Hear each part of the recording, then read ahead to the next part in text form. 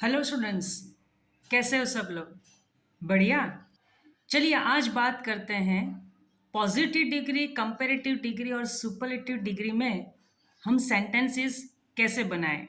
बहुत सारे बच्चों की दिक्कत ये होती है कि जब हम सेंटेंसेस मेकिंग करते हैं तब हमें थोड़ी गड़बड़ हो जाती है। और गड़बड़ क्यों होती है?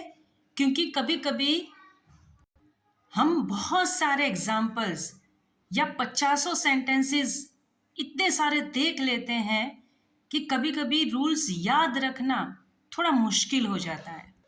पर कभी सोचा है कि अगर एक ही सेंटेंस को हम तीनों डिग्री के जो भी रूल्स हैं उन सभी में सीख लें तो क्या आसान होगा?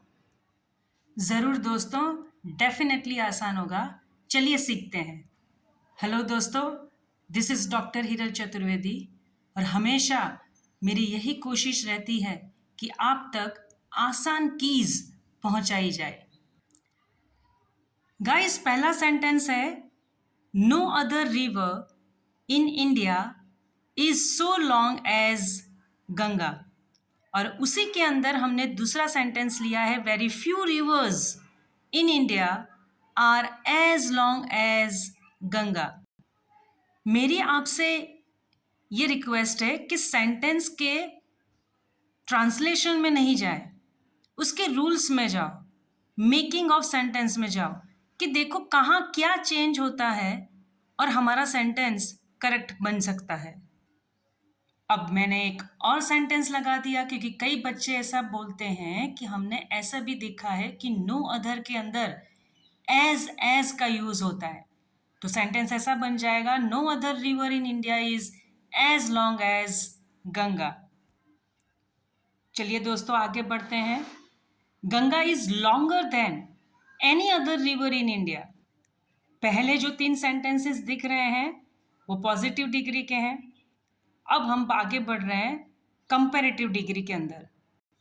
पर कंपैरेटिव डिग्री के अंदर एनी अदर के साथ साथ मैनी अदर और मोस्ट अदर का यूज भी होता है।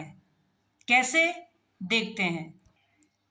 देखिए अब सेंटेंस बन गया Ganga is longer then many other rivers in India.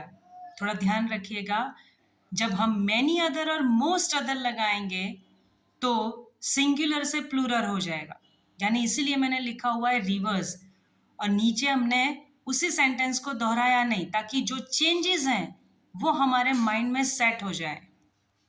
अब बात करेंगे सुपरलेटिव डिग्री की।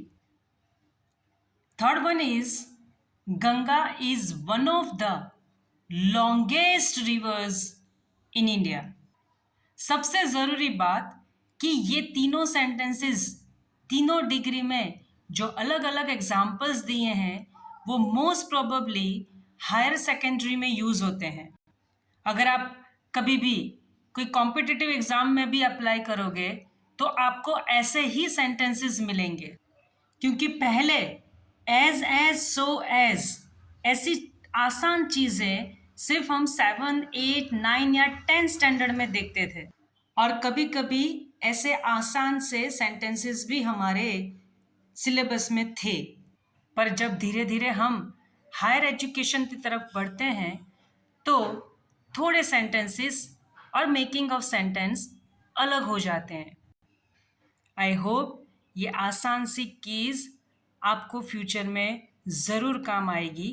Thank you.